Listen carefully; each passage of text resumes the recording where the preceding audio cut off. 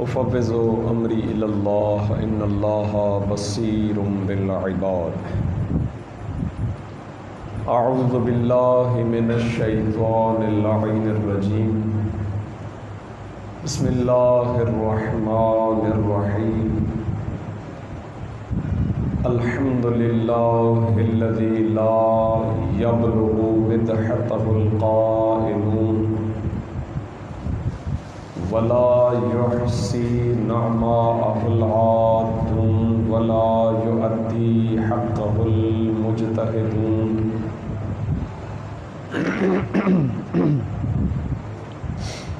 الذي لا يدركه بعد الهمم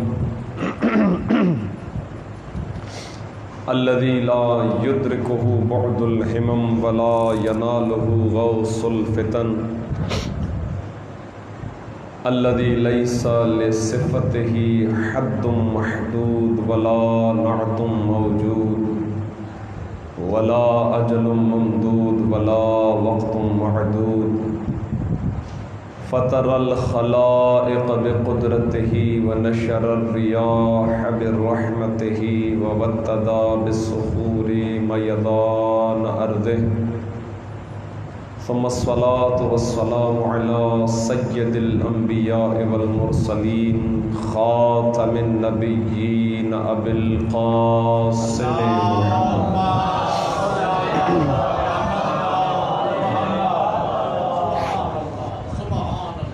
وعلى أهل بيته الطيبين الطاهرين لا سيما بقية الله في الأرضين، روحی و ارواح العالمین لتراب مقدمہ الفدا، واللعنۃ الدائمۃ علی اعدائہم اجمعین من یوم عداوتہم الی قیام یوم الدین، اما بعد فقد قال اللہ تبارک و تعالی فی کلامہ المجید و فرقانہ الحمید، بسم اللہ الرحمن الرحیم۔ التائبون العابدون الحامدون السائحون الراکعون الساجدون الآمرون بالمعروف والناہون عن المنکر الحافظون لحدود اللہ وبشر المؤمنین۔ صلوات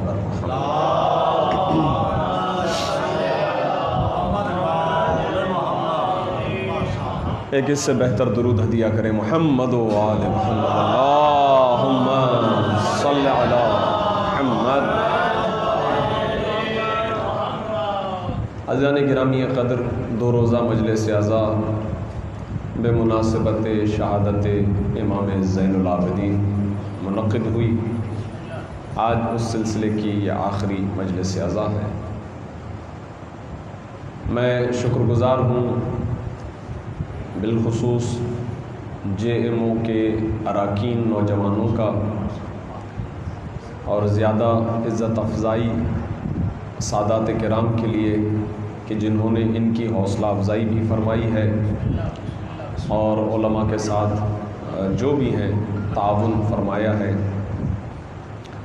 اور پھر اس کے بعد ان تمام نوجوانوں کی حوصلہ افزائی کے لیے یہ جملہ عرض کر رہا ہوں کہ پروردگار عالم ان کی توفیقات خیر میں اضافہ فرمائے انشاءاللہ۔ جیسا کہ ابھی میرے برادر محترم نے مجھے بتایا کہ پہلے ہم گھر گھر حدیث، دعا اور اس طرح کا ذکر کرتے تھے، اب ہم کوشش کرتے ہیں کہ ہر گھر مجلس اعزا ہونی چاہیے، اور اس میں یہ نوجوان ہمارے خطبہ اور بننے والے بہترین علماء انشاءاللہ خطاب فرما رہے ہیں۔ خدا ان کی توفیقات خیر میں بھی اضافہ فرمائے انشاءاللہ۔ بالخصوص جے ایم او کے جو بھی اراکین ہیں نوجوان، جن کا دین کے حوالے سے کافی گہرائی ہے اور کوشش کرتے ہیں کہ یہ سلسلہ پورا سال جاری و ساری رہے، تو خدا زمانے کے امام کا سایہ ان کے سروں پر سلامت رکھے انشاءاللہ۔ قبلہ محترم بھی یہاں پر موجود ہیں، اجازت لیتے ہوئے تشریف فرما ہے سادات گرام، پروردگار عالم اس فرش عزا کا بچھانا اپنی بارگاہ میں قبول فرمائے انشاءاللہ۔ مجلس کی قبولیت کے لیے ایک مرتبہ درود ہدیہ کیجیے۔ محمد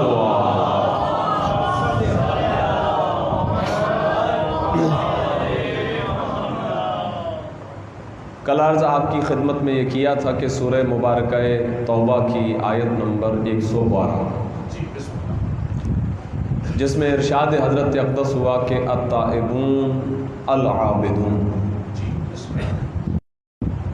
آیت نمبر 111 میں پروردگار عالم نے مؤمنین کا تذکرہ کیا اور ان کے افعال کے بارے میں آنے والے انسان تک یہ پیغام پہنچایا کہ مومن کون ہیں۔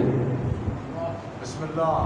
اور اس آیہ شریفہ کے اندر جو 112 نمبر ہے اس میں پھر اس مومن کی صفتوں کا تذکرہ کیا ہے اور ارشاد ہوا کہ التائبون یہ وہ ہیں کہ جو توبہ کرتے ہیں،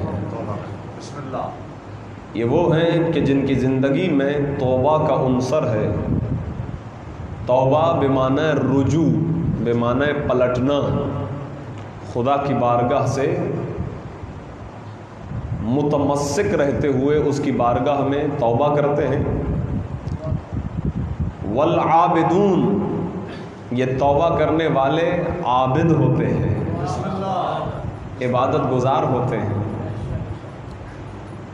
والحامدون اور یہ پروردگار عالم کی مادی اور اس کی عطا کردہ روحانی نعمتوں کی تعریف کرتے ہیں، ثنا کرتے ہیں، حمد کرتے ہیں، اس کی بڑائی بیان کرتے ہیں، اس کا شکر ادا کرتے ہیں۔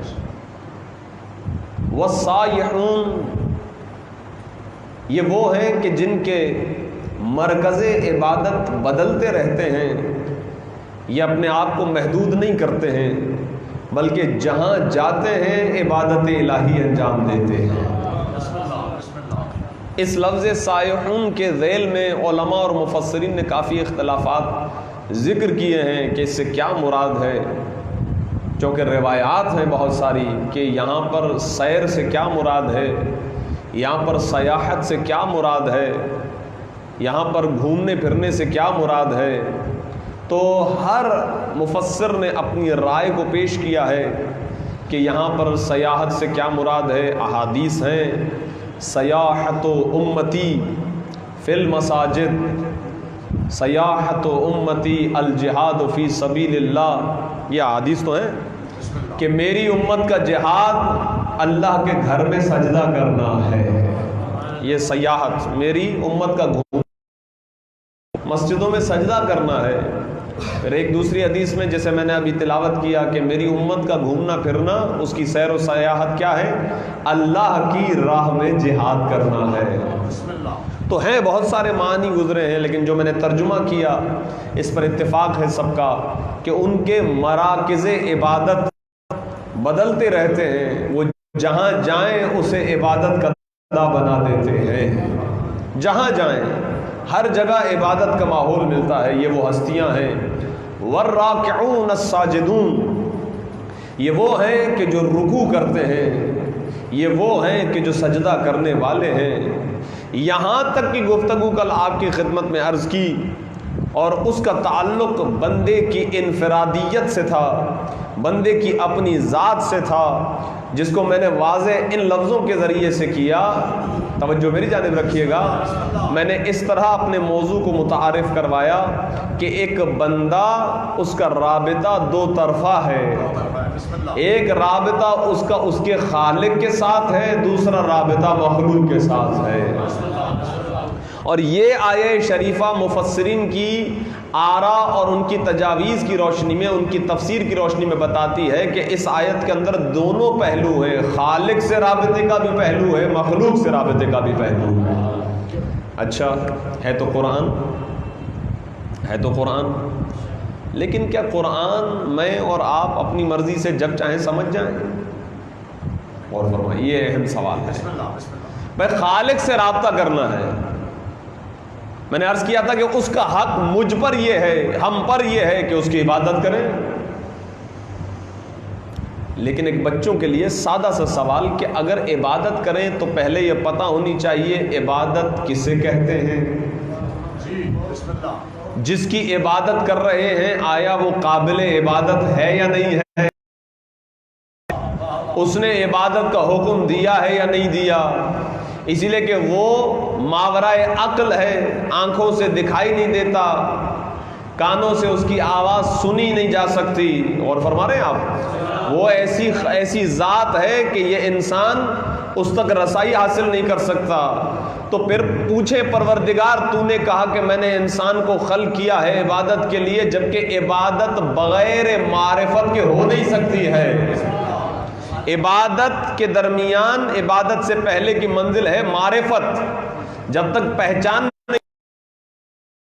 تب تک عبادت بے سود ہے، اس کا کوئی فائدہ نہیں ہے. تو پروردگار عالم نے مخلوق کے درمیان اور اپنے درمیان ایک وسیلہ قرار دیا جس کا نام ہے محمد و آل محمد علیہ السلام. یہ وہ ہستیاں ہیں کہ جو ہمیں معرفت عطا کریں گی، جن کے ذریعے سے ہمیں اللہ کی معرفت ہوگی. تو اب اللہ کی عبادت کیسے کریں گے یہ ہمیں امام زین العابدین بتائیں گے. درود بھیجیے محمد و آل محمد.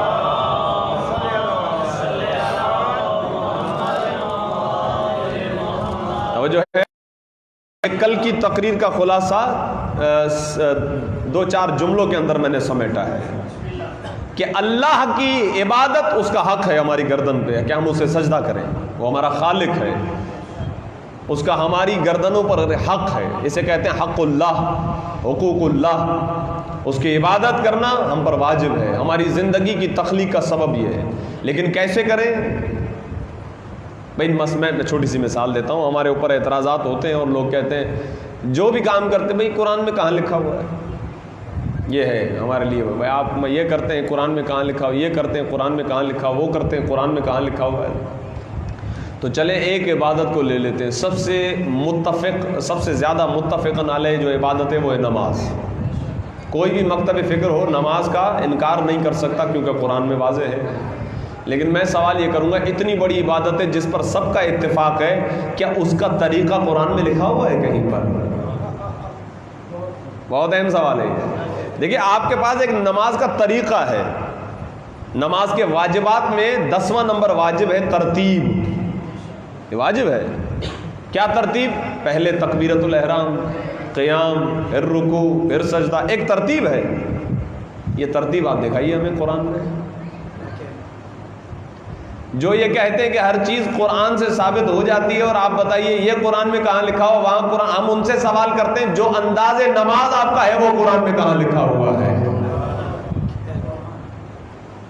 نہیں. قرآن یہ کہے گا کہ نماز پڑھو بس. قرآن یہ کہے گا نماز پڑھو. نماز کیسے پڑھو یہ محمد و آل محمد بتائیں گے. درود بھیجیے محمد و آل محمد. اللہم صلی علی کبرو. تکبیر کہو. کہیں لکھا ہوا ہے سجدو، کہیں لکھا ہوا ہے ورکعو، رکوع کرو. تو اگر وہ جو نماز کی ترتیب قرآن کے اندر ہے اگر اس کے مطابق پڑھے تو نماز پتہ نہیں کیا بن جائے. لہذا رسول نے ارشاد فرمایا صلو کما رأیتمونی اصلی. نماز کو اس طرح پڑھو جس طرح مجھے پڑھتا ہوا دیکھا. تاریخ میں کسی کی بھی نماز کے بارے میں وہ جملہ نہیں ملتا جو رسول خدا کے بعد مولا علی کے لیے کے بعد جب مسجد نبوی میں آ کر میرے مولا علی نے نماز پڑھائی تو پیچھے پڑھنے والے صحابہ نے کہا علی کی نماز کے ذریعے ہمیں اللہ کے رسول کی ہے. صلی اللہ. واضح ہو گئی آج جو میں عرض کر رہا ہوں کہ معرفت ضروری ہے. چھٹے امام کا ارشاد گرامی آپ ارشاد فرماتے ہیں اگر کوئی انسان بغیر معرفت کے عبادت کرے تو وہ یہ سمجھ رہا ہے کہ میں اللہ کے قریب جا رہا ہوں لیکن وہ در حقیقت اللہ سے دور جا رہا ہے. بغیر معرفت کے عبادت نہیں ہے. اسی لیے کہا گیا ہے کہ عابد ساری رات عبادت کرے لیکن با معرفت عالم سو جائے. میں بہت بڑی بات کہہ رہا ہوں، روایات کے اندر ہے. با معرفت عالم سو جائے. عابد ساری رات عبادت کرے، اس کا سونا بہتر ہے اس کی عبادت سے،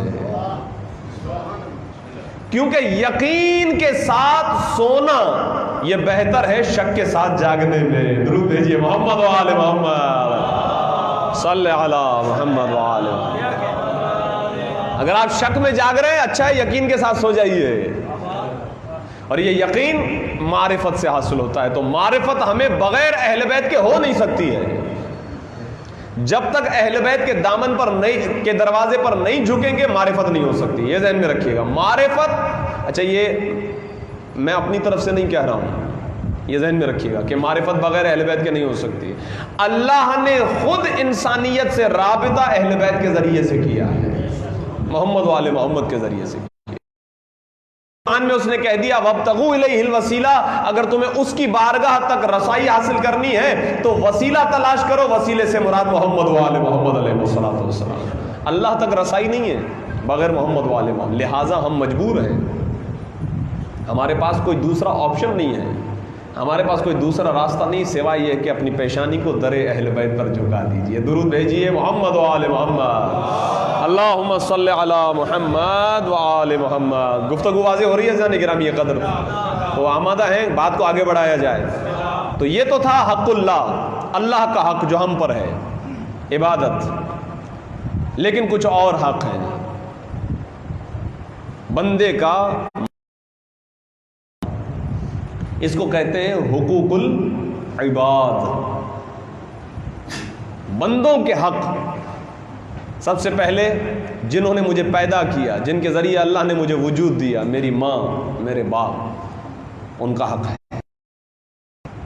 میرے بہن بھائی ان کا حق ہے، اور فرما رہے ہیں میرے رشتہ دار ان کا مجھ پر حق ہے، میرے پڑوسی ان کا مجھ پر حق ہے، میرے خاندان والے ان کا مجھ پر حق ہے، میرا استاد جس نے مجھے پڑھایا اس کا مجھ پر حق ہے۔ اور فرما رہے ہیں یہ ہے حقوق العباد۔ اللہ کا، بندے کا ایک رابطہ اللہ سے، ایک رابطہ مخلوق سے۔ یہ جو آیہ شریفہ ہے اس میں مومنین کی نشانیوں میں یہی بتایا گیا ہے کہ مومن وہ ہے کہ جو اللہ کا بھی حق ادا کرتے ہیں، مخلوق کا بھی حق ادا کرتے ہیں۔ اور میں یہ جملہ مقدمتاً، ابتداءً، شروع میں ہی کہہ رہا ہوں، اسے اپنے ذہنوں میں رکھیے گا، مجلس کے آخر میں انشاءاللہ نتیجے کے ساتھ اس جملے کو جوڑوں گا۔ سخت ہے، سخت بات کر رہا ہوں کہ بعض صورتوں میں مخلوق کا حق خالق کے حق سے زیادہ اہمیت رکھتا ہے۔ یہ جملہ ذہن میں رکھیں گے، روایات ہیں، اللہ نے معاف کر دیا قیامت کے دن، روایات ہیں جس کا خلاصہ بیان کر رہا ہوں، اللہ نے معاف کر دیا، لیکن اللہ کہے گا تجھے جنت اسی وقت مل سکتی ہے جب بندہ تجھے معاف کرے۔ یعنی اللہ نے خود معاف کر دیا اپنا حق، لیکن پروردگار کہے گا کہ جس جس بندے کا تجھ پر حق ہے جب تک وہ معاف نہیں، جنت مالک ہے خود پروردگار عالم۔ آپ اپنے عمل کے ذریعے سے خدا کی بارگاہ میں ہو سکتا ہے مغفرت پا چکے ہوں۔ آپ نے دیکھا نا جب وہ بہترین شب برات آتی ہے، شب قدر، تو کچھ دوست ایک دوسرے کو میسج کرتے ہیں بھائی ہم سے کوئی غلطی ہو گئی تو معاف کر دیجیے۔ بھائی کیوں مانگتے ہیں؟ کیونکہ انہیں پتہ ہے کہ اللہ سے تو ہم خود بھی معافی مانگ لیں گے، لیکن اگر دوست تو ویسے ہی ناراض نہیں ہوتے، خاص طور پر اس چیز کے اندر ضرورت ہے کہ ان کو راضی کیا جائے جو ناراض ہیں۔ اب وہ خاندان والے اور رشتہ دار، یہ ساری اہم چیزیں ہیں جو عرض کر رہا ہوں ابھی۔ اس آیہ شریفہ کے اندر آواز آئی الآمرون بالمعروف والناہون عن المنکر والحافظون لحدود اللہ۔ یہ وہ مومن ہیں کہ جو ایک دوسرے کو نیکی کا حکم دیتے ہیں، یعنی اس کا تعلق مخلوق سے ہے، اور ایک دوسرے کو روکتے ہیں، والناہون یعنی منع کرتے ہیں برائیوں سے، والحافظون لحدود اللہ، اور اللہ کی بنائی ہوئی حدوں کا خیال رکھتے ہیں۔ وبشر المؤمنین، ایسے مومنوں کو بشارت دیجیے۔ تو جیسا کہ کل میں نے آپ کی خدمت میں عبادت کو سمجھانے کے لیے امام زین العابدین کی زندگی کو نمونہ عمل بنایا، آج بھی آپ کی خدمت میں اللہم صلی علی محمد، آج بھی یہی معاشرت سمجھانے کے لیے، مخلوق سے رابطے کے لیے امام زین العابدین کی زندگی کو ہم اپنے لیے مشعل راہ نمونہ قرار دیتے ہوئے گفتگو کو آگے بڑھاتے ہیں، لیکن یہ جملہ نہیں بھولیے گا کہ بندے کا حق بسا اوقات خالق کے حق سے بڑا ہو جاتا ہے۔ اسی لیے علامہ اقبال نے خدا کے عاشق تو ہیں ہزاروں، بنوں میں پھرتے ہیں مارے مارے، میں اس کا بندہ بنوں گا جس کو خدا کے بندوں سے پیار ہوگا۔ درود بھیجیے محمد و آل محمد۔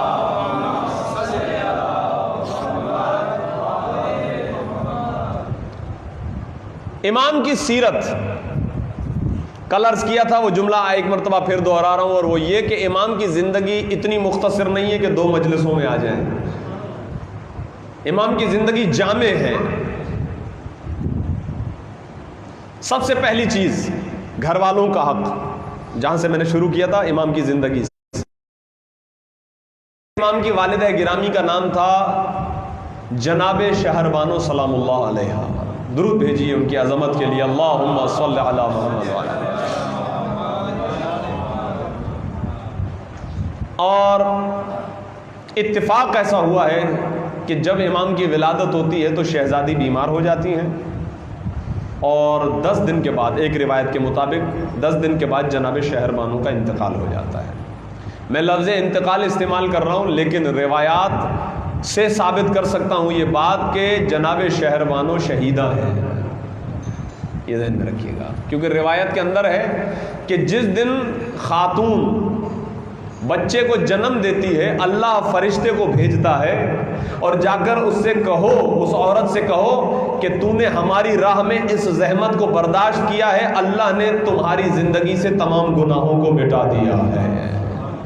آج اس بچے کو جنم دینے کے بعد تم بھی گویا اس بچے کی طرح ہو۔ کیا مطلب؟ جس طرح یہ بچہ اور اس کا دامن پاک ہے، اسی طرح تمہارا دامن بھی پاک کر دیا ہے پروردگار عالم نے۔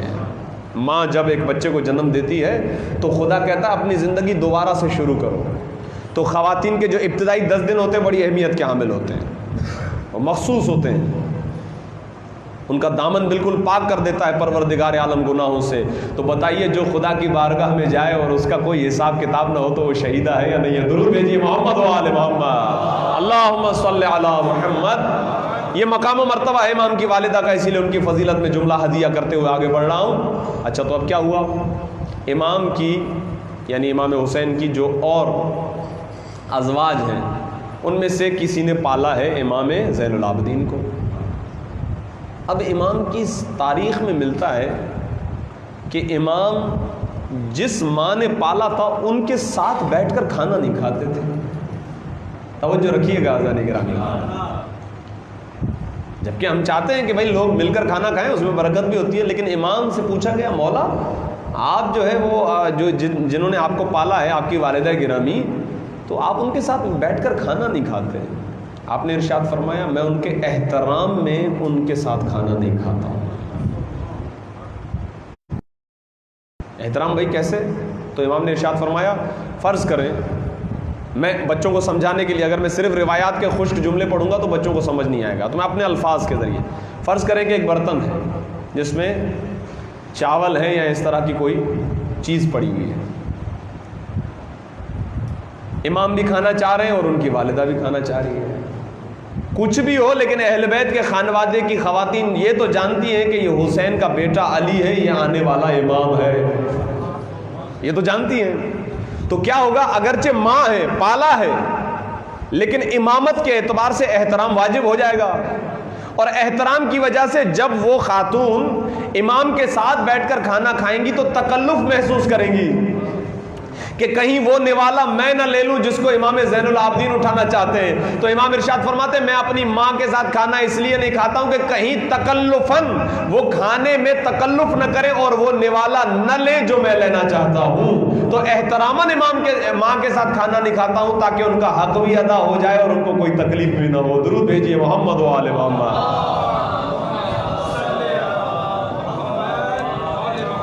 قسم بخدا جب اس روایت کو میں مطالعہ کر رہا تھا اتنی گہرائی میں کون جاتا ہے؟ اور فرمائیے اتنی چھوٹی چھوٹی چیزوں کی طرف کون متوجہ ہوتا ہے؟ یہاں تو لوگ دوسرے بندے کا پورا حق جو ہے چھین لیتے ہیں اور تو دوسری بات ہے، یہاں ایک نوالے، جبکہ غذا اور بھی رکھی ہوئی ہے، لیکن جہاں سے مثلا اگر والدہ لینا چاہتی ہیں تو تکلفاً کہیں ایسا نہ ہو کہ امام کے احترام میں نہ لیں، تو ماں کا وہ تکلف بھی امام کہہ رہے نہیں، ان کا حق ہے مجھ پر، انہوں نے مجھے پالا ہے، انہوں نے میری پرورش کی ہے، ان کا حق ہے۔ یہ والدین، اب آپ اندازہ لگائیے۔ اب سنیے باپ کے بارے میں، ساتھ ہیں آپ میرے؟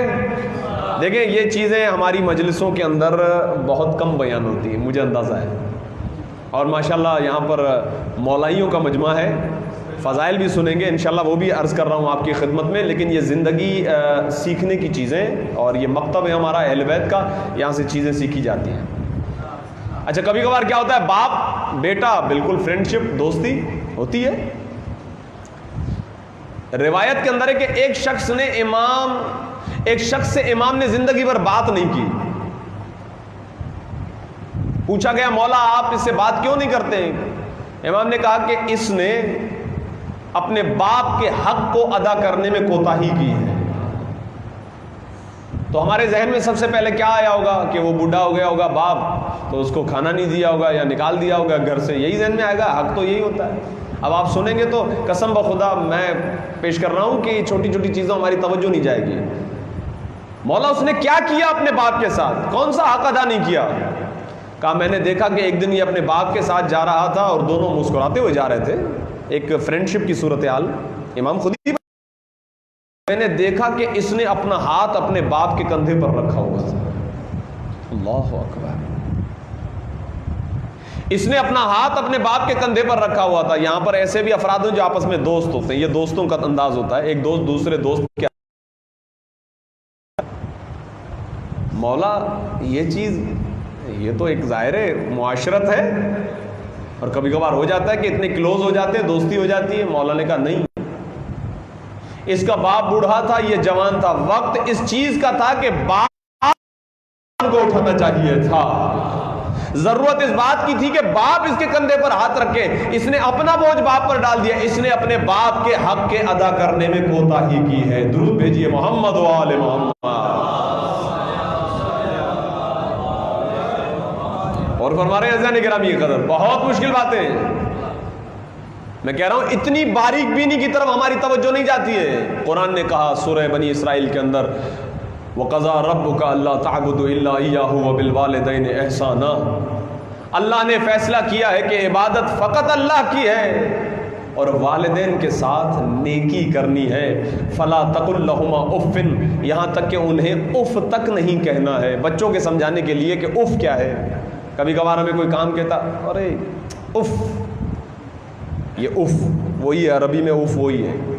فَلَا تَقُل لَّهُمَا أُفٍّ وَلَا تَنْهَرْهُمَا، والدین کو اف تک مت کہو، انہیں جھڑکنا نہیں ہے، انہیں ڈانٹنا نہیں ہے۔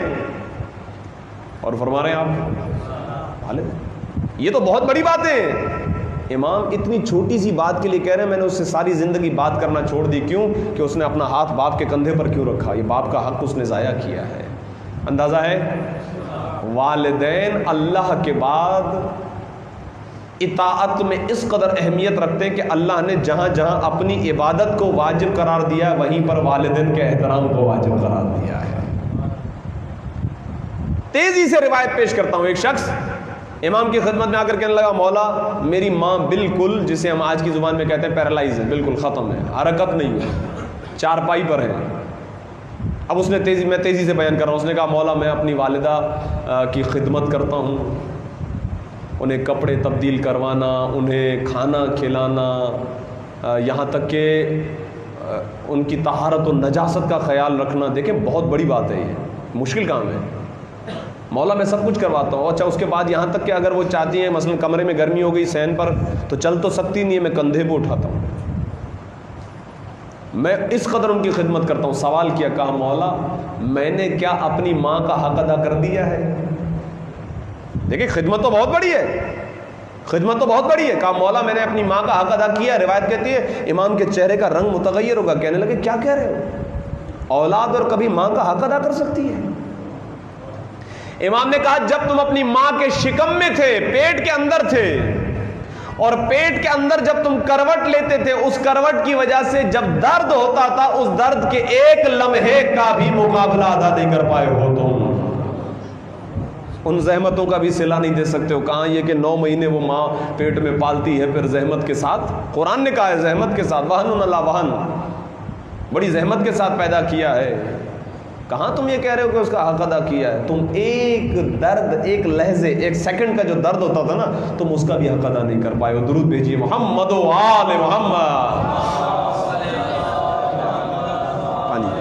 بارے دیگر بابا سے بلند صلوات. اللہم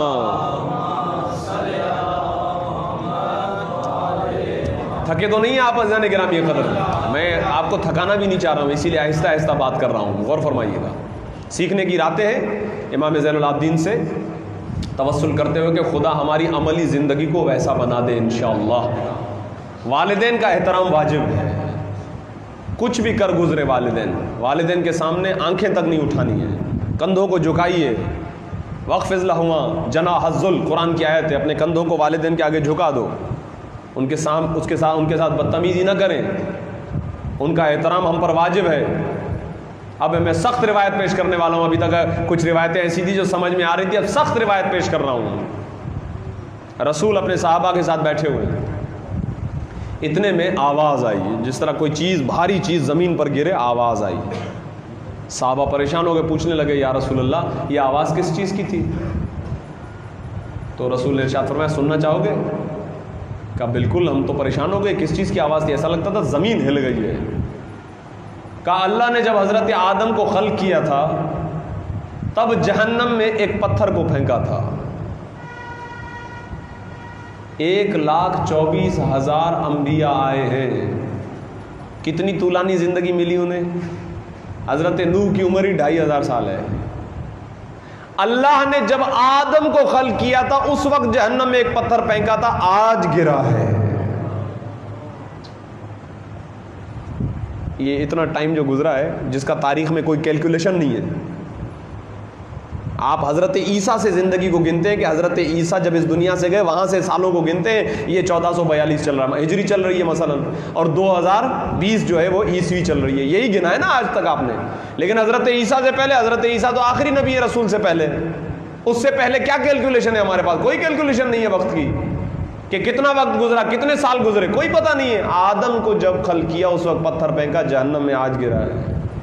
یا رسول اللہ یہ کس کے لیے؟ کہا یہ اس کے لیے ہے کہ جس کی ماں اس سے راضی نہیں ہے.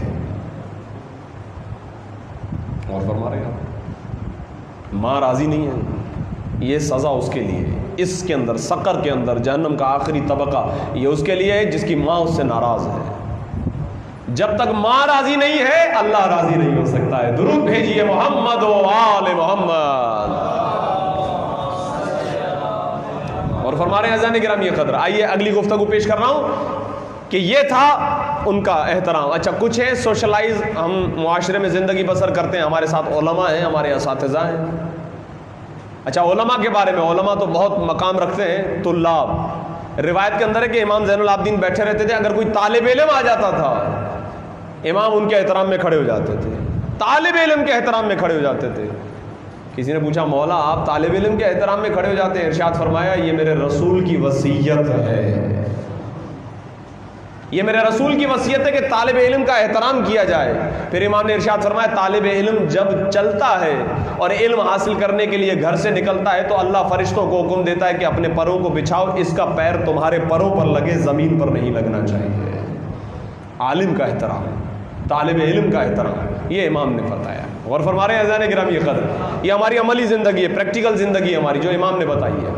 اچھا ایک بڑا مسئلہ بڑا اہم ہے، وہ کیا ہے؟ مانگنے والے فقراء، فقیر جو مانگتے ہیں، سوال کرتے ہیں. یہ بڑا سخت مسئلہ ہے، اس لیے کہ آپ اب گھر سے باہر نکلو تو آپ کو گلی چوک ہر جگہ پر ملتے ہیں، اور ملتے بھی کیا ہیں؟ وہ بزنس مین فقیر ہیں. صحیح ہے. شاید ہم نے کبھی اتنے پیسے نہیں دیکھے ہوں گے جتنے ان کی منتھلی انکم ہوتی ہے. میں ایک جگہ گیا تھا زیارت کرنے کے لیے، تو دروازے پر ایک فقیر دوسرے فقیر کو لات مار رہا تھا. دونوں بیٹھے ہوئے تھے، پیچھے سے ایک بندے نے لات ماری اس اگلے فقیر کو، کہا اٹھ یہاں سے، کیوں میرا کاروبار خراب کر رہا ہے. درود بھیجیے محمد و آل محمد. اللہم صلی اللہ محمد. تو ایک تو یہ کہ یہ بزنس بن چکا ہے. میں بات کر رہا ہوں ایسا فقیر ہے کہ واقعاً مستحق فقیر ہے, آپ جانتے ہیں, اور بہتر یہی ہے کہ آپ اس کو دیجئے جس کو آپ جانتے ہیں کہ واقعاً اس کے حالات برے ہیں, اور اس میں بھی اپنے رشتہ داروں کو پہلے ذہن میں رکھیے. بہت سارے ایسے ہیں بیچارے جو اپنی عزت نفس چھپائے ہوئے ہیں اور اسی کی وجہ سے لوگوں کے سامنے ہاتھ نہیں پھیلاتے, لیکن 3 وقت کھانا بڑا ان کے لیے مشکل ہو گیا جمع. اب سنیے, لوگوں نے دیکھا کہ جب بھی کوئی مانگنے والا امام سے مانگتا تھا تو امام دینے سے پہلے اس کے ہاتھ کو چومتے تھے. روایت میں امام فقیر کا ہاتھ چومتے, لیکن سمجھ گئے نا فقیر. اچھا وہ کہ جن کے بارے میں آپ جانتے ہیں کہ بھئی یہ تو بزنس ہے, ان کا کاروبار ہے, کیا ان کی ذمہ داری ایسا تو نہیں ہے کہ ہم انہیں ڈانٹیں گے؟ نہیں, ایسا نہیں ہے. ہم ایسا طریقہ اختیار کریں گے کہ برا بھی نہ لگے, اور پتہ ہے کہ اگر یہی پیسے ہم مستحق تک پہنچائیں تو بہتر ہے. یہ بہتر, اگر آپ دے سکتے ہو تو دیجئے جو بھی اللہ کے نام پہ مانگ رہا ہے. اور کمال یہ ہے کہ فقیر کو بھی پتہ ہے اگر ملے گا تو پنجتن پاک کے ہی نام پر ملتا ہے. بس صحیح ہے. اللہ کے بعد اگر وہ کسی کو وسیلہ بناتے ہیں تو پنجتن پاک کو, کسی کو اور کیسے وسیلہ بنا؟ ان کو پتہ ہے ان کو ہی کچھ نہیں ملا تو ان کو ہمیں کیا ملے گا. درود بھیجیے محمد و آل محمد, اللہم صلی علی محمد. اللہ کے بعد اگر کسی کے نام پہ ملے گا تو بھائی پنجتن کا صدقہ, امام کا صدقہ. پتہ ہے کائنات آج بھی انہی کے نام پر کھا رہی ہے, یہ ذہن میں رکھیے گا.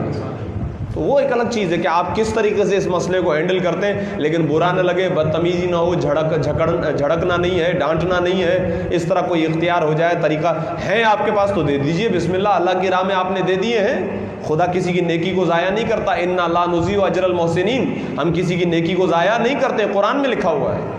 ٹھیک. اچھا امام ہاتھ چومتے تھے, امام زین العابدین ہاتھ چومتے تھے. کسی نے کہا مولا آپ یہ فقیر کا ہاتھ چومتے ہیں؟ امام نے کہا یہ تو مجھ پر احسان کرتا ہے, تم اسے فقیر کیوں کہہ رہے ہو؟ یہ تو مجھ پر احسان کرتا ہے. مولا کیسا احسان ہے؟ بچوں کے لیے اپنے جملے درمیان میں اس لیے لا رہا ہوں, اس انداز میں پیش کر رہا ہوں. یہ تو مجھ پہ احسان کرتا ہے. مولا کیسے احسان کرتا ہے؟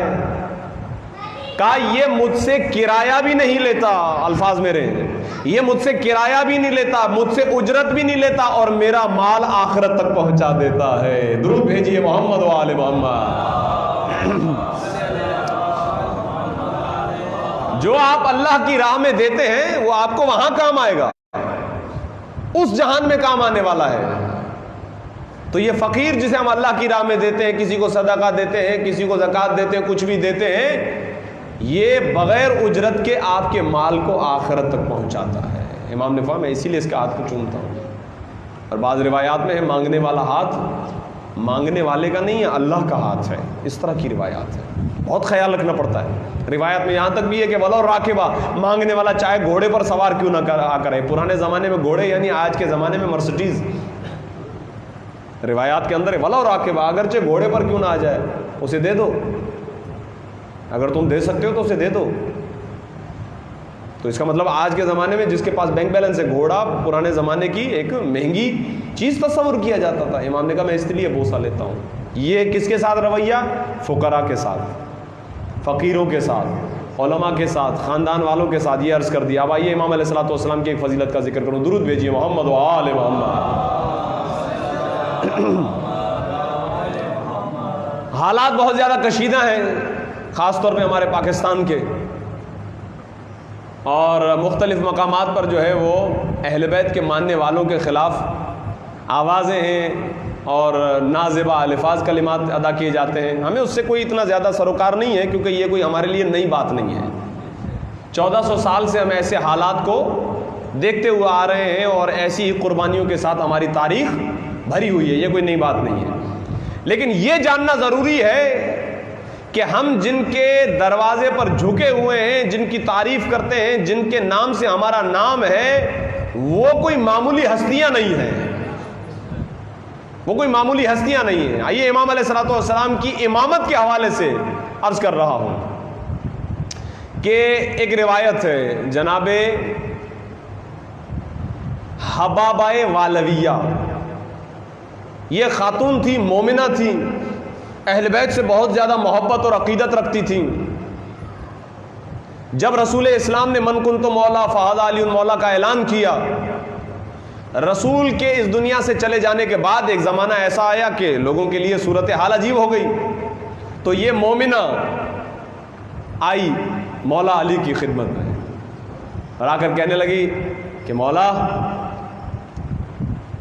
مجھے ہے پتا کہ رسول نے آپ کی ولایت کا اعلان کیا, آپ اللہ کے بنائے ہوئے امام ہیں. یہ ذہن میں رکھیے گا, ہمارے امام وہ نہیں ہے کہ جنہیں ہم بناتے ہیں, ہمارے امام وہ ہیں جنہیں اللہ نے بنایا ہے. امام ہمارا کام نہیں بنانا. قرآن میں 3 جگہ پر یہ آیت آئی ہے. سورہ انبیاء کے اندر آئی وَجَعَلْنَاهُمْ أَئِمَّةً, ہم نے امام بنایا ہے. حضرت ابراہیم کے تذکرے میں ملا انی جاعلک للناس اماما, اے ابراہیم میں تجھے لوگوں کا امام بنا رہا ہوں. حضرت آدم کے لیے سورہ بقرہ کے اندر آیا کہ انی جاعل فی الارض خلیفہ, میں خلیفہ بناتا ہوں. تو خلیفہ اور امام بنانا اللہ کا کام ہے, ہمارا کام نہیں ہے. اور ہم جنہیں مانتے ہیں الحمدللہ ہمارے پاس دلیل ہے, ایک دلیل نہیں ہے, ہزاروں دلیلیں ہیں ہمارے پاس, ہزاروں دلیلیں ہیں. اور لوگوں نے اس پر کتابیں لکھی ہیں. فقط میں آپ کی خدمت میں عرض کر رہا ہوں, فقط آج کے گزشتہ کچھ زمانے سے پہلے کتاب الغدیر کے مصنف نے برادران اہل سنت کی کتابوں سے صحابہ کرام میں سے 110 صحابہ کی حدیثوں کو نقل کیا ہے کہ جنہوں نے یہ مانا ہے کہ مولا علی اللہ کے بنائے ہوئے امام ہیں. 110 نام کے ساتھ. اور 80 ایسے تابعی ہیں, یعنی صحابہ کے بعد جو تابعین کرام ہیں, 80 ایسے تابعین کا نام لکھا ہے کہ جنہوں نے گواہی دی ہے کہ مولا علی ابن ابی طالب اللہ کے بنائے ہوئے امام ہیں. ذہن میں رکھ رہے ہیں آپ, دیکھیں غور فرمائیے گا, یہ باتیں ہمیں پتہ ہونی چاہیے. تو کہنے لگی کہ مولا آپ امام ہیں, لیکن یہ ہے کہ میں چاہتی ہوں کہ آپ مجھے کوئی اس کا کوئی کرامت, کوئی معجزہ, کوئی دلیل کہ آپ امام ہیں. امام نے کچھ سنگریزے, کچھ پتھر امام نے لیے اور امام کے ہاتھ میں جو انگوٹھی تھی, امام نے جیسے ہی وہ انگوٹھی ان پتھروں پر لگائی تو مہر ثبت ہو گئی, نشان آ گئے. امام نے ارشاد فرمایا یہ سنگریزوں پر نشان یہ میرے امامت کی دلیل ہے. درود بھیجیے محمد و آل محمد. یہ ذہن میں رکھیں گے آپ. مولا علی اس دنیا سے چلے گئے, یہی عورت جناب حبابہ یہ آتی ہیں کن کے پاس؟ امام حسن کے پاس. آپ امام ہیں؟ کہاں, میں اللہ کا بنایا ہوا امام ہوں. کا دلیل, کا دلیل. امام نے ارشاد فرمایا وہی سنگریزے دے دو جن پر میرے بابا نے نشان لگایا تھا. وہ سنگریزے نکالتی ہے جہاں مولا علی نے نشان کیا تھا, اس کے نیچے امام حسن نے اپنی انگوٹھی رکھی, نشان ہو گیا. کہا یہ میری امامت کی دلیل ہے. چلی گئی. امام حسین کا زمانہ آیا, پھر آئی, کہنے لگی آپ امام ہیں؟ امام نے ارشاد فرمایا ہاں اللہ کا بنایا ہوا امام ہوں. کہا دلیل؟ کہا سنگریزے دو جس پر میرے بابا اور میرے بھائی نے نشان لگائے تھے. وہی سنگریزے نکالو. وہ سنگریزے نکالے امام نے. اچھا غور فرمائیے, یہ کس زمانے کی بات چل رہی ہے بھائی؟ مولا علی امام زین العابدین, میں نے کل عرض کیا مولا علی کی زندگی کا آخری دن امام زین العابدین کی زندگی کے 2 سال تھے. اب چوتھے امام کے زمانے میں اس خاتون کی عمر کیا ہوگی؟ تاریخ کہتی ہے بہت ضعیف ہو گئی. پتہ چلا امام حسین کی شہادت ہو گئی ہے. اب کون امام ہے؟ پتہ چلا بھائی مولا علی, مولا امام علی زین العابدین. اچھا امام زین العابدین آئی امام کے پاس. توجہ ہے آپ حضرات کی؟ میں امام زین العابدین تک لانا چاہتا تھا دلائل امامت کے اندر. امام زین العابدین نماز میں مشغول تھے, یہی تو کمال ہے, اسی لیے تو زین العابدین کہا جاتا ہے. اپنے وقت کو عبادت میں خرچ کیجئے. کل بھی عرض کیا تھا میں نے, امام نماز پڑھ رہے تھے. اچھا اس نے کافی انتظار کیا, لیکن امام کا سجدہ, امام کی عبادت طولانی. کچھ دیر بیٹھنے کے بعد اس نے کہی امام میں عبادت میں مشغول ہے, میں پھر کبھی آ جاؤں گی. بڑی زحمت سے آئی تھی, بزرگ تھی. توجہ کیجئے گا, جیسے ہی وہ اپنی جگہ سے اٹھنے لگی, امام نے اشارہ کیا, یعنی امام اسے اشارے سے روکنا چاہتے تھے. جیسے ہی اس نے امام کا اشارہ دیکھا اور جیسے ہی اپنے چہرے کو پلٹا تو وہ خود نہیں پلٹی, اس کی جوانی پلٹ کر آ گئی. یعنی وہ بزرگ تھی, سن رسیدہ ہو چکی تھی, اس کی جوانی پلٹ گئی. اس امام نے ایک دلیل نہیں 2 دلیلیں امامت دی ہے. کیا مطلب؟ تاریخ نے اپنے دامن میں لکھا کہ حضرت زلیخا بزرگ ہو چکی تھی, حضرت یوسف نے نبوت کے دلیل کے طور پر اسے جوانی عطا کی تھی, اور امام زین العابدین نے امامت کی دلیل کے طور پر جوانی عطا کر دی ہے. आली। जुलेखा का जवान होना दलील नबूवत हजरत यूसुफ था, और जनाब हबाबा का जवान होना दलील नबूवत, दलील इमामत इमाम ज़ैनुल आबिदीन अलैहिस्सलातु वस्सलाम है। यही दलील काफ़ी थी। मौला मैं तो जवान हो गई। कहा नहीं, वो संग्रेज़े लाओ जो मेरे आबा व अजदाद ने तुम्हें दिए थे, मैं तुम्हें दलील के तौर पर दिखाऊं कि इमाम किसे कहते हैं, संग्रेज़े सब के। इस खातून की बड़ी फजीलत है। 8वें इमाम इमाम अली रज़ा तक अल्लाह ने उसे ज़िंदगी अता की है। 8 इमामों का दीदार किया। जो दरे अहले बैत पर आ जाता है उसके लिए क्या जवानी है, क्या बुढ़ापा है। दुरूद भेजिए मोहम्मद व आले मोहम्मद। ये दलाइल इमामत है। आज अगर कहीं पर भी कोई कहा जा रहा है भाई शिया फलां शिया काफिर कहा जा रहा है, आपको परेशान होने की ज़रूरत नहीं है। और फरमा रहे हैं आप, या अली, वो शेर का कुछ हिस्सा मुझे याद है, कुछ भूल गया हूँ।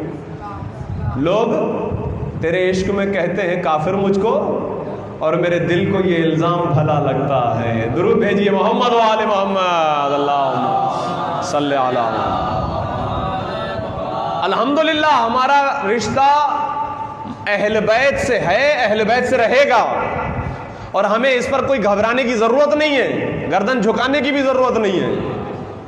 इसीलिए कि हमारा रिश्ता उन हस्तियों से है कि जिनका रिश्ता अल्लाह से है, और अल्लाह से रिश्ता उस वक्त तक मजबूत नहीं हो सकता जब तक अहल बैत से रिश्ता मजबूत न हो जाए। अब अहल बैत में अली इब्न अबी तालिब हैं, इमाम हसन हैं, इमाम हुसैन हैं, जनाब ज़हरा हैं, और इमाम ज़ैनुल आबिदीन का तज़किरा आपकी खिदमत में पेश कर रहा हूँ। इनका इख्तियार बहुत बड़ा है।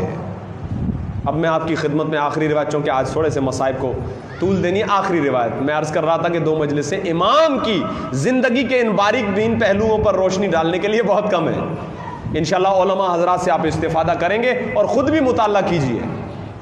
अपनी आदत डालिए, कम अज़ कम जब किसी इमाम की विलादत या शहादत आए तो उस इमाम के बारे में आपके पास कुछ मालूमात होनी चाहिए। मौलवी के आसरे पर ना बैठ जाइए, ये ध्यान में रखिएगा।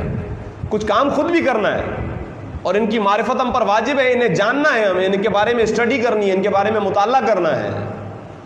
अब एक रिवायत पेश कर रहा हूँ कि इनकी इस्तिताअत क्या है, इनकी कुदरत क्या है, किस कदर इनके हाथ में इख्तियार है। उसके बावजूद इनकी जब ज़िंदगी ऐसी देखते हैं कसम बखुदा तो रोना आता है। अब सुनिए, इमाम का एक चाहने वाला आशिक इमाम का, लेकिन इत्तेफाक से उसकी जो बीवी थी वो अहले बैत की मानने वाली नहीं थी।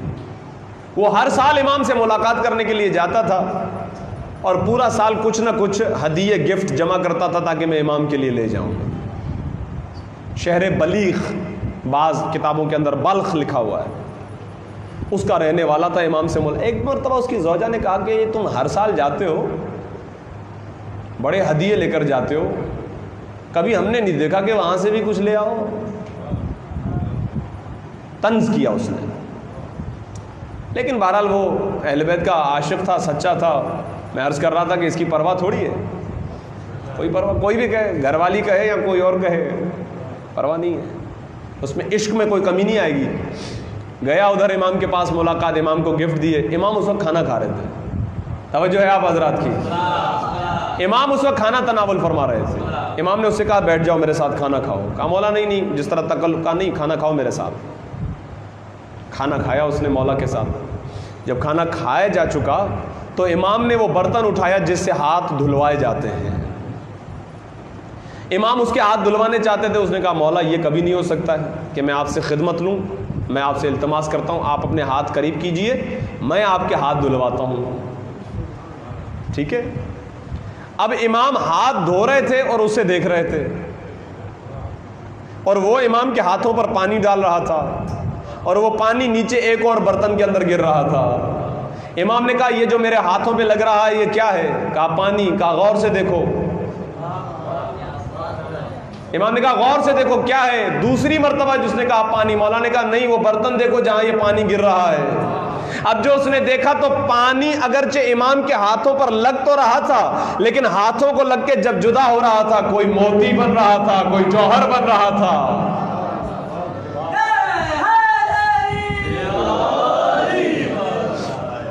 جواہرات بن رہے تھے.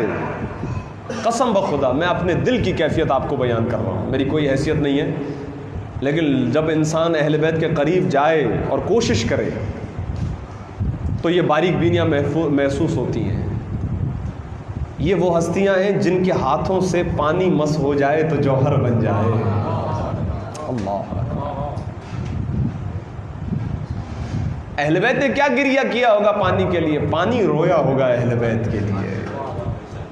اور فرمائیے, یہ ہے ان کی قدرت کہ پانی ان کے جسم سے مس ہو جائے تو جوہر بن جائے, موتی بن جائیں.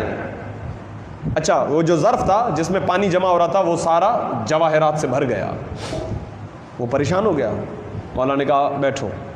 اس کے کندھے پہ ہاتھ رکھ کے میرے مولا نے کہا یہ تمہارے لیے ہے. مولا میں سمجھا نہیں. کہا یہ لے جاؤ, اپنی زوجہ سے کہو اس سے زیادہ عطا کر سکتے ہیں. اللہ, تمہاری زوجہ نے تم سے کہا تھا نا یہ لے جاؤ. کہا مولا وہ ایسے جس طرح ہوتا ہے بات کو ٹالنے کی, مولا ایسی کوئی بات نہیں ہے. کہا نہیں, یہ لے جاؤ اس کے لیے, یہ ضروری ہے اس کے پاس لے جانا, یہ لے جاؤ اس کے پاس. وہ لے گیا. جب گھر پہنچا اس نے یہ سامان دیا, کہا یہ میرے مولا نے تمہارے لیے بھجوائے ہیں. کہا مولا کو کیسے پتا چلا, کیا تم نے بتایا؟ کہا میں نے نہیں بتایا. کہا پھر انہیں غیب کی خبر کیسے ہوئی؟ یہ ایک الگ کمال ہے کہ امام کو علم غیب ہوتا ہے, یہ ذہن میں رکھیے گا. اب کیسے ہوتا ہے وہ ایک الگ موضوع ہے, لیکن ہوتا ہے, اللہ کی مرضی سے ہوتا ہے علم غیب. کہا یہ کیا ہو گیا, یہ کیسے ان کو پتہ چلا؟ کہا کچھ نہیں, بس اس طرح ہوا کہ میں تو گیا تو امام کھانا کھا رہے تھے, ابھی کوئی بات ہی نہیں, کھانا کھا رہے تھے. اتنے میں امام نے کہا کہ میرے ہاتھ جو ہے وہ تم یعنی دھلواؤ. تو امام نے, جب میں نے امام کے ہاتھ دھلوائے پانی مس ہو رہا تھا اور جواہرات بن رہے تھے. امام نے فوراً کہا یہ تمہاری زوجہ کے لیے لے جاؤ. کہا امام کو علم غیب, یہ تمہارے مولا کو علم غیب کیسے ہوا؟ اس کا دل منقلب ہوا. اس نے کہا اب جب تم اپنے مولا کا دیدار کرنے کے لیے جاؤ تو مجھے بھی اپنے ساتھ لے کے جانا. کیا ارشاد فرمایا تھا امام نے, یہ تمہاری زوجہ کے لیے ضروری ہے. اچھا, آج تو ماشاءاللہ بہت اچھے سفر ہوتے ہیں, لیکن پرانے زمانے کے سفر پیدل چل رہے ہیں, اونٹوں پہ چل رہے ہیں. کبھی کبھار بہت فاصلہ طے کر لیا, پانی مشکیزہ ختم ہو گیا, کنواں بھی نہیں مل رہا, پیاس کی شدت, بھوک کی شدت, تو سفر میں کوئی مشکل پیش آ گئی جس کی وجہ سے اس کی زوجہ بیمار ہو گئی. توجہ ہے آپ حضرات کی میرے ساتھ؟ زوجہ بیمار ہو گئی اور اس کا انتقال ہو گیا. اللہ اکبر. یہ شخص پہنچا وہاں پر امام کے پاس, کہنے لگا مولا میں اکیلا نہیں آ رہا تھا, میری زوجہ بھی آ رہی تھی, لیکن وہ جو ہے اس کا انتقال ہو گیا, بس قریبی تھے, اس کا انتقال ہو گیا. میں نے کہا میں پہلے آپ کو اطلاع دوں, آپ سے ملاقات کروں. کہا اس کا انتقال نہیں ہوا ہے, جاؤ وہ زندہ بیٹھی ہوئی ہے. اللہ اکبر. اختیار کہاں تک ہے؟ کہا جاؤ وہ زندہ ہے, اسے لے آؤ. وہ ہم سے ملاقات کی مشتاق تھی, ہماری زیارت کرنا چاہتی تھی, ایسے کیسے ہو سکتا ہے کہ رستے کے اندر مر جائے؟ جاؤ اسے لے آؤ. دوڑا ہوا گیا تو اس کی زوجہ وہاں بیٹھی ہوئی تھی. کہا جلدی چلو, امام نے تمہیں بلایا ہے. دونوں چل کے جیسے امام کی خدمت میں آئے, امام کو دیکھ کے رو کر زمین پر بیٹھ کر کہنے لگی یہی تھا وہ جس نے ملک الموت سے کہا کہ اس کی زندگی کا وقت ابھی ختم نہیں ہوا ہے. اللہ اکبر. اس کی زندگی کا وقت ابھی ختم نہیں ہوا ہے, اسے واپس بھیج دو. اور فرمائیے کہاں تک اختیار ہے. اور اس کے باوجود اگر وہ اس طرح کی زندگی بسر کرتے ہیں تو یہ ہمارے لیے بہت بڑا پیغام ہے. اختیار ہے, ہر چیز پر اختیار ہے. سخر لکم الشمس والقمر, ہم نے کائنات کا ذرہ ذرہ تمہارے اختیار میں دے دیا ہے. سب کچھ اختیار میں ہے. لیکن عزیزان گرامی قدر, انہوں نے انسانوں کے ساتھ ایسا رویہ اختیار کیا ہے. دو روایات ہیں, دو روایات, ایک شہزادی جناب زہرا کے بارے میں, ایک امام زین العابدین کے بارے میں, کہ جب ان کو غسل دیا جا رہا تھا تو غسل دینے والا رو رہا تھا. شہزادی زہرا کو غسل دینے والے مولا علی تھے, گریہ کیا. عرض کروں گا ابھی انشاءاللہ, میں پیغام مجلس عرض کر رہا ہوں, آپ گریہ کے لیے آمادہ ہو چکے تو بس اب مصائب کی طرف ہی جاؤں گا. اور دوسری ہستی امام زین العابدین ہے, جب امام محمد باقر غسل دے رہے تھے گریہ کیا ہے. پوچھا مولا کیوں رو رہے تھے؟ کہا میں اپنے بابا کی پیٹھ پر جو نشان دیکھے میں نے, ان نشانوں کی وجہ سے. ہاں ہو سکتا ہے آپ کے ذہن میں یہ بھی آیا ہو کہ مولا نے کربلا سے کوفہ، کوفہ سے شام میں اتنے تازیانے کھائے ہیں، ہو سکتا ہے نشان ہو، لیکن کچھ اور نشان بھی ہیں۔ وہ کیا تھے؟ مدینے میں 400 گھر تھے جو غریبوں کے تھے، مولا خود اپنے ہاتھوں سے کھانا پکا کے ساری رات مدینے کے غریبوں کو کھانا کھلایا کرتے تھے۔ یہ ہے معاشرت، ایک تعلق خالق کے ساتھ ہے، ایک تعلق مخلوق کے ساتھ ہے۔ دنیا انہیں بھول جائے، یہ کسی غریب کو بھی نہیں بھولتے ہیں، یہ لوگوں کے ساتھ رشتہ۔ اچھا یہ تو آپ کہیں گے غریب ہے، یہ تو غریب ہے، یہ تو مخلوق ہے، پھر بھی انسان ہے۔ نہیں، ان کا جانوروں کے ساتھ بھی ایسا ہی تعلق تھا۔ اب سنیے، بڑی سخت روایت ہے۔ جس جانور پر میرے مولا نے، جس ناقے پر میرے مولا نے 20 حج کیے ہیں۔ اچھا روایات میں ایسے بھی ہے کہ امام پیدل چلتے تھے، جانور آپ کے ساتھ ہوتا تھا، ایسا بھی ہے۔ 20 حج امام نے جس ناقے پر کیے ہیں، اس پوری زندگی میں، اس پورے وقت کے اندر امام نے کبھی اس جانور کو مارا نہیں۔ کیا یہ ممکن ہے؟ ایک سوال ہے۔ یہ اہل بیت کی سیرت ہے، یہاں سمجھ میں آتا ہے۔ اب سنیے، یہ تو امام کی وفا تھی، یہ امام کا مخلوقات کے ساتھ رابطہ تھا کہ جانور تک کو نہیں مارا۔ اب یہ جانور ہے جسے امام کی معرفت ہو جاتی ہے، جب امام کی شہادت ہو جاتی ہے، روایت کہتی ہے کہ یہ جانور آتا ہے امام کی قبر سے، اپنے سر کو ٹکرا ٹکرا کے مر جاتا ہے کہ ایسے امام کے بعد بھی کوئی زندگی ہو سکتی ہے۔ اللہ اکبر، اتنی محبت کرنے والا، یعنی جانور معرفت رکھ لے، اسے معرفت ہو جائے گی یہ ہستیاں کیا ہیں، وہ کیسے انسان تھے کہ جن کے دل سخت تھے، جنہوں نے ایسے امام پر ظلم کے پہاڑ توڑے۔ اللہ اکبر۔ اچھا یہ کون ہے؟ جانور۔ اب آئیے سنیے دشمن، اور یہی مصائب سے ربط کے لیے جملہ عرض کر رہا ہوں، اس کے بعد مصائب کی طرف جا رہا ہوں۔ دشمن وہ یزید جسے اب آج کے زمانے میں رحمت اللہ علیہ بنانے کی کوشش کی جا رہی ہے، اس نے مدینے کو بھی پامال کیا، مکے کو بھی اس نے پامال کیا، اس کی حدوں کو توڑا۔ اب وہ تاریخ ایک الگ ہے۔ روایت کہتی ہے ایسے حالات میں میرے مولا امام زین العابدین مدینہ چھوڑ کر، ایک چھوٹا سا دیہات تھا جس کا نام تھا یمبو، یہ میرے مولا علی کی ملکیت تھی۔ امام زین العابدین نے جہاں جا کر وہاں زندگی بسر کی، کیونکہ مدینے کے حالات بھی خطرناک تھے، کوفے کے بھی۔ کربلا کے واقعے کے بعد اہل بیت اپنے آپ، بس یہ ایک الگ موضوع ہے، انشاءاللہ کسی زمانے میں کسی وقت اور پیش کروں گا کہ کیسی زندگی گزاری۔ تو امام علیہ الصلوۃ والسلام اپنے گھر پہ تھے، دیہات میں، ایک چھوٹا سا گاؤں مدینے سے کچھ فاصلے پر۔ دو لوگوں کے نام آپ نے سنے ہوں گے، ایک مروان ابن حکم، ایک حسین بن نمیر، بعض نے لکھا حسین بن نمیر، کچھ بھی ہے، یہ دو نام ہیں۔ مروان بن حکم کی اہل بیت دشمنی یہ بھی واضح ہے، کتابوں کے اندر ہے۔ ولید کے دربار میں امام حسین کے قتل کا حکم سب سے پہلے مروان نے دیا تھا، یہ تاریخ کا حصہ ہے۔ اور حسین بن نمیر کون ہے؟ اب سنیے۔ مروان وہ ہے جب اس نے مدینے کے حالات دیکھے کہ یزید کی فوج نے حملہ کیا مسلم بن عقبہ کے سرپرستی میں، تو مروان وہ جو ہمیشہ اہل بیت کی سے دشمنی پالتا رہا اور ان کی اولاد کو زحمتیں دیتا رہا، تاریخ نے لکھا ہے کہ وہ اپنے بچوں کو لے کر امام زین العابدین کی خدمت میں آیا، کہنے لگا مولا نہ میں محفوظ ہوں نہ میرے بچے محفوظ ہوں، میں اپنے بچوں کو آپ کی پناہ میں دیتا ہوں۔ جس کی وجہ سے اہل بیت کے بچے در بدر کی ٹھوکریں کھاتے تھے، آج وہ خود اپنے بچوں کو لے کے اہل بیت کے دروازے پر آتا ہے۔ اللہ۔ اچھا یہاں کیا ہونا چاہیے؟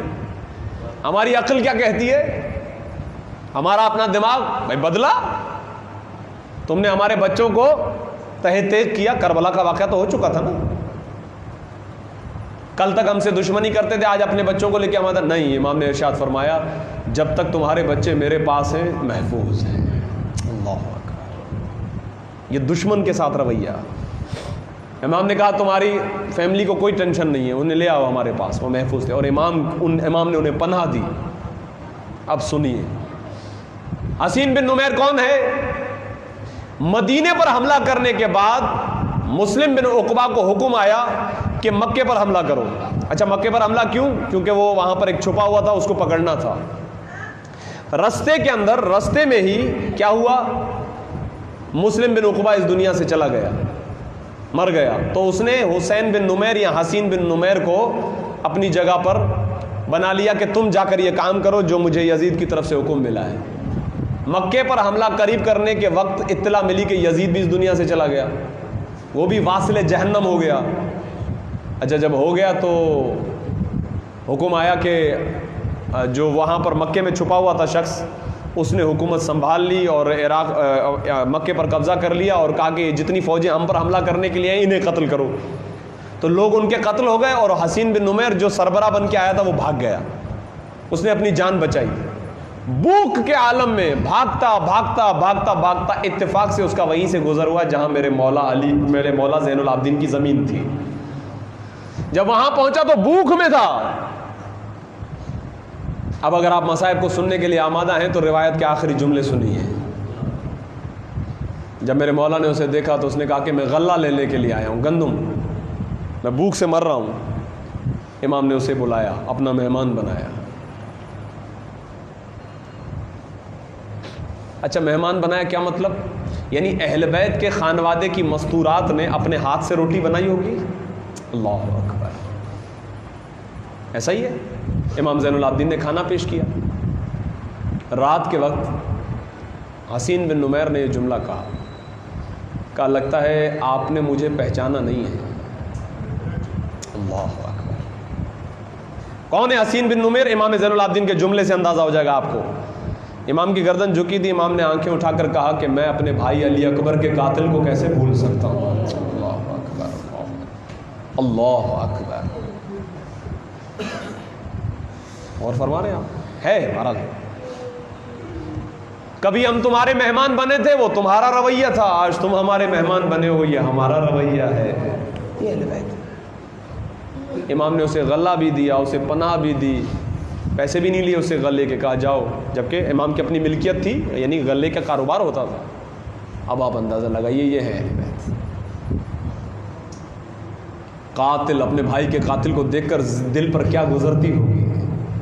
اختیارات یہ ہوں کہ ملک الموت سے کہہ دیں اللہ اکبر، لیکن بھائی کے قاتل کو بٹھا کر کھانا کھلا رہے ہیں، کیونکہ وہ تمہارا مہمان بن کر آ گیا، تمہارا سائل بن کر آ گیا ہے۔